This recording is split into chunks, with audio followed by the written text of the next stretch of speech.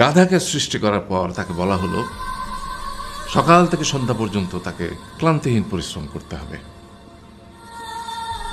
সারা জীবন তাকে পিঠে ভারী বোঝা বইতে হবে, খেতে পাবে শুধু ঘাস, আর তার মাথায় কোনো বুদ্ধি থাকবে না। তার আয়ু হবে 50 বছর।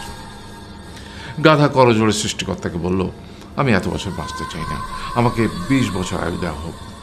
সৃষ্টিকর্তা সেটাই মঞ্জুর করলেন।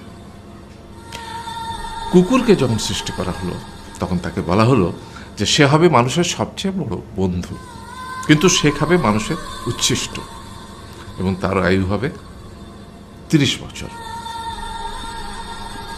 কুকুর সৃষ্টিকর্তাকে বলল, আমি এত বছর বাঁচতে চাই না, আমাকে 15 বছর আয়ু দেওয়া হোক।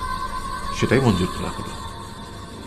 এরপর বানরকে বলা হলো, তুমি শুধু গাছের এ ডাল থেকে ও ডালে ঝুল খাবে এবং নানান রকম ফন্দি ফিকির করে মানুষকে আনন্দ দিবে, তোমার আয়ু হবে 20 বছর।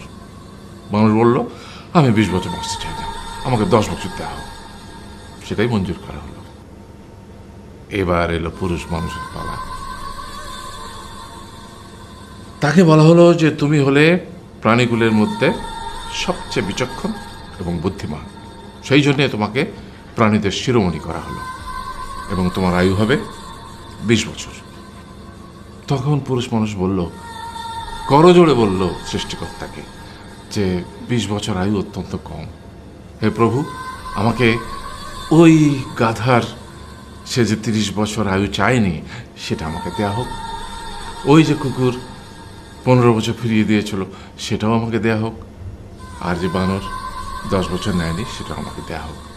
20 বছর অত্যন্ত কম, আমি দীর্ঘদিন বাঁচতে চাই। সৃষ্টিকর্তা সেটাও মঞ্জুর করলেন। তারপর কি হলো? সেই থেকে ছেলেরা পুরুষ মানুষ হিসেবে বাঁচে 20 বছর, তারপরের 30 বছর সংসারের বোঝা পিঠে করে বয়ে বেড়ায়, সেটা কার মতো? গাধার মতো। তারপরের 15 বছর সে তার ছেলেমেয়েরা যা দেয় সেই রকম ঠিক কুকুরের মতো উচ্ছিষ্ট খেয়ে বাঁচে। আর তারপরে বৃদ্ধ বয়সে ঠিক বানরের মতো, যেমন গাছের এডাল থেকে ওডাল ঝুল খায় বানর, তেমনি এই ছেলের বাড়ি থেকে ওই ছেলের বাড়ি, আর নানান রকম ফন্দি ফিকির করে তার নাতি নাতনিদের আনন্দ দেওয়ার চেষ্টা করে।